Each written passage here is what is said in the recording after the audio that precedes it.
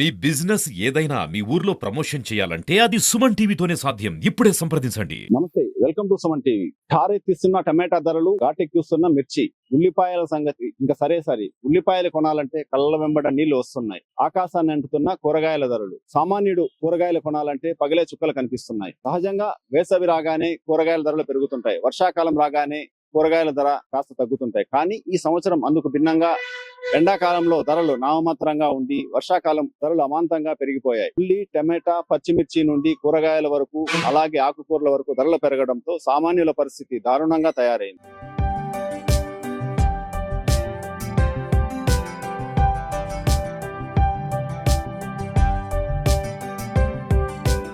టమాటా అనగానే గుర్తుకొచ్చేది అన్నమయ్య జిల్లాలోని మదనపల్లె టమాటా market yard. ఆసియాలోనే అతి పెద్దదైన ఈ టమాటా మార్కెట్ యార్డు నుంచి దేశంలోని దాదాపు అన్ని రాష్ట్రాలకు టమాటాలు ఎగుమతి చేస్తారనడంలో అతిశయోక్తి కాదు. ప్రస్తుతం ఈ మార్కెట్ లో టమాటాల దిగుబడి గణనీయంగా తగ్గింది. గత ఏడాది ఈ నెలలో టమాటా మార్కెట్ లో సుమారు 800 నుండి 1000 క్వింటాళ్ల టమాటా దిగుబడి రాగా, ఈ ఏడాది మాత్రం అది 500 నుండి 600 క్వింటాళ్ల వరకు మాత్రమే దిగుబడి వస్తోంది. ఇందుకు కారణం ఈ ఏడాది కాసిన ఎండలు, వేసవికి పంట గణనీయంగా తగ్గిపోయింది. సాధారణంగా ఎకరా టమాటా పంటలో సుమారు 1500 నుంచి 2000 బాక్సుల వరకు టమాటా దిగుబడి రాగా, ఈ ఏడాది వేసవి తాపానికి తట్టుకోలేక టమాటా పంట సుమారు 500 నుంచి 700, 800 బాక్సులు మాత్రమే దిగుబడి రావడంతో మార్కెట్ కు రాకపోవడంతోనే ఈ ధరలు పెరిగాయని అంటున్నారు. మే నెలలో టమాటా కిలో ధర 20 రూపాయల నుండి 30-40 రూపాయలు పలకగా, జూన్ నెలకు వచ్చేసరికి ఆ ధర కాస్త కిలో 80 రూపాయల నుండి 100 రూపాయలు దాటేసింది. అలాగే ఉల్లి ధర గత నెలలో 20 రూపాయల నుండి 30-40 రూపాయల వరకు ఉండగా, ఈ నెలలో ఆ ఉల్లి ధర కాస్త 50 రూపాయల నుండి 70 రూపాయల వరకు చెలిగింది. దేశంలోనే ఉల్లి అత్యధికంగా పండించే మహారాష్ట్రలో ఈ ఏడాది కరువు పరిస్థితులు నెలకొనడంతో ఉల్లి దిగుబడి చాలా వరకు తగ్గింది. అలాగే ఉల్లి దిగుమతిని వ్యాపారస్తులు గోడౌన్లో స్టాక్ చేసి ధరలు అధికంగా వచ్చిన తర్వాత అమ్ముకునేందుకు చర్యలు తీసుకుంటున్నారు అనే విమర్శలు కూడా వస్తున్నాయి. ఇక పచ్చిమిర్చి ధర 30 రూపాయల నుండి 50 రూపాయలు పలకగా, నేడు ఆ పచ్చిమిర్చి ధరలే సుమారు 100 రూపాయల వరకు అమ్ముతున్నారు.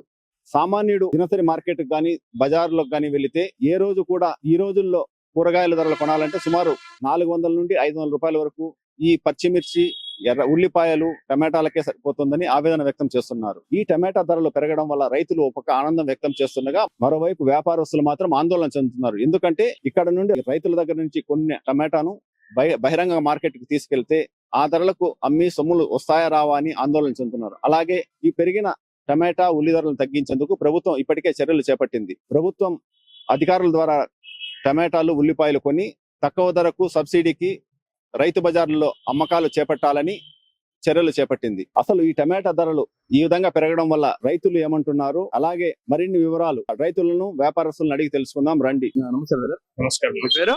శశ్ కుమార్ నాయుడు, కుమార్ నాయుడు. ఎక్కడి నుంచి? వేంపల్లి. వేంపల్లి. కాయ వచ్చిందా మీకు? కాయ వచ్చింది. ఎన్ని వచ్చినాయి? ఇప్పుడు ఒక 180 వచ్చినాయి. ఇక్కడ ఒక 120 ఏమో పెట్టారు. 120 పెట్టినాం ఇక్కడ. 120 పెట్టినారు. అయితే ఎన్ని రోజుల నుంచి వస్తుంది కాయ? కాయ దాదాపు 1.5 నెలల లింక్ వస్తుంది. 1 నెల నుంచి వస్తుంది. అంటే ఇప్పుడు ఎంత వేసినారు మీరు? మేము ఒక్కసారిగా వేయలేదు బ్రదర్. ఒకసారి 2 ఎకరాలు, ఒకసారి 3 ఎకరాలు వేసినాము. ఇప్పుడు ఒక 1.5 ఎకరాల కాయలు వస్తుంది. ఎంత వస్తుంది ఎకరాకి ఖర్చు? ఎకరా ఖర్చు మనము అంటే ఫస్ట్ టైం మనం ఇన్వెస్ట్మెంట్ పెట్టి ఫస్ట్ టైం సేద్యం చేసేట్టుంటే కట్లు అన్ని కొనాలి కాబట్టి ఒక 3 లక్షల దాకా వస్తుంది బ్రదర్. ఎకరాకి 2 లక్షలు వస్తుంది. మాక్సిమం 2 లక్షలు వస్తాయి ఎకరాకి. ఇప్పుడు మీరు ఎన్ని ఎకరాలు? 5 ఎకరాలు వేసినాం. 5 ఎకరాలు వేసినారు. అంటే అదనది వేసినారు అనమాట. 3 అదనలు వేసినారు. అంటే 2 ఎకరాలు ఒక అదను, 2 ఎకరాలు 2 ఎకరాలు ఒక అదను, 2 ఎకరాలు ఒక అదను, 1 ఎకరా. ఇప్పుడు ఎన్ని వస్తున్నాయి మొత్తం? ఇప్పుడు 180 ఎకరాలు వచ్చినాయి బ్రదర్. 180 ఎకరాలు. నిన్న అంటే రీసెంట్ గా ఏమన్నా వచ్చినాయి కాయలు మీకు? రీసెంట్ గా ఎస్టర్డే వచ్చినాయి. ఎంత పోయింది కాయ? 1600 పోయినాయి. 1600. అయితే 1600 పోతే ఎంత ముందు పోల్చుకుంటే ఇప్పుడు 500, 600, 300 అట్లా పోయినాయి కదా. సో ఇప్పుడు దాంతో పోల్చుకుంటే ఇప్పుడు మంచి రేట్ వచ్చింది. మీరు రైతులు సాటిస్ఫై అయినా? Satisfy brother. బట్ ఇదే రేటు కొనసాగిందంటే సాటిస్ఫై. బట్ కాకపోతే ఇప్పుడు వర్షాలు పడడంతో పూత అనేది నిలవడం లేదు. కాయ అనేది కూడా ముందున్నంత క్వాలిటీ ఎండ్ ఉన్నప్పుడైతే కాయ పూత బాగా నిలుస్తుంది. అదే విధంగా కాయ కూడా బాగా షైనింగ్ అంతా ఉంటది. ఇప్పుడు కాయ తక్కువ ఉంది కాబట్టి రేట్ ఇంత ఎక్కువ పోతుంది. కూలీలు బాగా దొరుకుతారా మీకు? బ్రదర్ మా ఊర్లో అయితే దొరకరు, బయట నుంచి తెప్పించుకుంటున్నాం. ఎందుకు అంత బయట నుంచి తెప్పించుకుంటే దొరకదు? పల్లెల్లో దొరకరు. వాళ్ళకి ఎంత కూలీలు ఎంత ఉంటాయి? 350 ఇస్తున్నాము. ఆటో బాడికి 1500. ఆటో బాడీ కూడా అంతే. మొత్తం 15 మంది వచ్చినారంటే 450 పడుతుంది. మళ్ళీ మీరు ట్రావెలింగ్ ఎట్లా మీకు ఇక్కడ ట్రావెలింగ్ ట్రాక్టర్ తో ఎంత తీసుకుంటారు క్రేట్? రేట్ 15 తీసుకుంటారు. 15 రూపాయలు క్రేట్ కి తీసుకుంటారు. సో ఇదంతా ఇప్పుడు ఆ కూలీలు మీ పెట్టుబడి ఇదంతా కూడా ఇంత రేట్ ఉంటే మీకు మొత్తం ఇవన్నీ పోను మీకు ఏమన్నా మిగులుతుందా? 1000 రూపాయలు ఉన్నా కూడా మిగులుతుంది కదా. 1000 ఉండాలి, 500కి తగ్గకూడదు. 500కి తగ్గిందంటే చేతి నుంచి వేసేయాల్సి ఉంటుంది. ఈ రేట్ ఉంటే మీకు సరిపోతుంది అంటారు. అయితే ఇప్పుడు నిత్యావసర వస్తువులు ఎక్కువ బాగా రేటు పెరిగిపోయినాయి కదా. ఇప్పుడు మీకు ఇప్పుడు చూసుకుంటే బయట మార్కెట్ లో చూసుకుంటే ఇక్కడ కాకుండా బయట కల్లా చూసుకుంటే 100 రూపాయలు కేజీ అమ్ముతున్నారు మామూలుగా. టమాటా 100 రూపాయలు కేజీ. అట్లా మొత్తం అన్ని సంబంధించిన కూరగాయలన్నీ కూడా బాగా రేటు పెరిగిపోయినాయి. సో అప్పుడు ప్రజలు చాలా ఇబ్బంది పడుతుంటారు. వర్షాలు ఎక్కువ పడడంతో ప్రతి ఒక్కటి రేట్లు వర్షాలు పడడంతోనే టమాటాలకు ఇప్పుడు రేటు పెరిగిండేది కూడా అంతో ఎంతో. టమాటాలకి వర్షాలు పడడంతోనే ప్రతి ఒక్క కూరగాయలు ప్రతి ఒక్క పంటలు కూడా నష్టపోయి ఉంటాయి కదా బ్రదర్. ఉండేది ఇప్పుడు 100 క్రేట్లు అయ్యేది మాకు 200 క్రేట్లు కావాల్సింది 50 క్రేట్లు అవుతున్నాయి వర్షం పడడంతో. ఈ వర్షాలు అనేటివి కొద్దిగా తక్కువగా అంటే ఒకటేసారి పడిపోయింది వర్షం. వర్షం పడడంతో చెట్లు చాలా దెబ్బతినేసినాయి. అందుకని 200 క్రేట్లు రావాల్సింది 50 క్రేట్లు అట్లా వస్తుంది. అంటే ఇట్లా రేట్లు అంటే ఏ టైంలో ఇట్లా మంచి రేట్లు వస్తుంది? మంచి రేట్లు అంటే బ్రదర్ ఇప్పుడు ఒకసారి రైతులు ఏమంటే ఒకేసారి అందరూ ఒకటేసారి నాటేస్తారు అనమాట. ఒకేసారి నాటినప్పుడు రేట్లు డౌన్ అయిపోతాయి. ఎంత మంది నాటినా కూడా ఒకసారి వర్షాలు పడిందంటే పంటలు ఫెయిల్యూర్ అయిపోతే, వైరస్లు ఈ వర్షాల ద్వారా పంటలు ఫెయిల్యూర్ అయిపోయినాయంటే ఖచ్చితంగా రేట్లు అనేది ఆటోమేటిక్ గా వచ్చేస్తాయి. పంట ఫెయిల్యూర్ అయిపోవాలి. ఒక ప్రాంతంలో దెబ్బ పడిందంటే ఇంకో ప్రాంతం వాళ్ళు రేట్లు వచ్చి బాగుపడడం జరుగుతుంది. వ్యాపార పరంగా అంతా వాళ్ళు డెవలప్ అయ్యేది చూస్తున్నారు. కానీ రైతు ఎంత వరకు ఇది అవుతున్నాడు రా. ఇప్పుడు ఈ పొద్దు 1,00,000 రూపాయలు నేను పెట్టిన తోట మీద ఏదో 15 వచ్చినా 70,000 వచ్చినా రేపు పొద్దున మళ్ళీ ఆ షాప్ కి పోయి కొంటాం కదా. ఓ పర్వాలేదు నాకు అర్థం పైన సుఖమన్నా వచ్చింది అనేసి. అది లేకుండా వాళ్ళు బాగుపడేది చూస్తూ ఉంటారు. అది అక్కడ జరిగేది ఏడేం మామూలు ఏడేం మోసాలు ఏం జరగల. బాగా నీట్ గానే ఉండదు. వచ్చింది వాళ్ళు ఉన్న గారికి రోజు మార్కెట్ ని బట్టి పడతా ఉన్నారు. వచ్చింది మా రేట్ వస్తే ఏం చేసేది. ఇప్పుడు వర్షం వచ్చింది, ప్రకృతి వైపుల్యం. వర్షం వచ్చి మొన్నంతా ఎండలతో బాధపడుతుంది. ఇప్పుడు వర్షంతో బాధపడుతున్నామా. ఎండలకి ఏం చేసినారు, ఆ మంది కొట్టి ఈ మంది ఎక్కించి అది చెప్పారు చిన్నప్పుడు. చెట్టు ఇప్పుడు పెద్ద వర్షం పడింది, ఆ చెట్లు మొత్తం ఆకు అది ఆ రోగం ఈ రోగం అని చెప్పి అటు రాస్తున్నారు. ఈడొచ్చే ఆదాయం కన్నా ఇప్పుడు ఎకరా పైన వేసినాం మేము 20 బాక్సులు రాలా. ఏం చేయాలా. ఇప్పుడు 150-100 బాక్సులు పడాలి నాకు.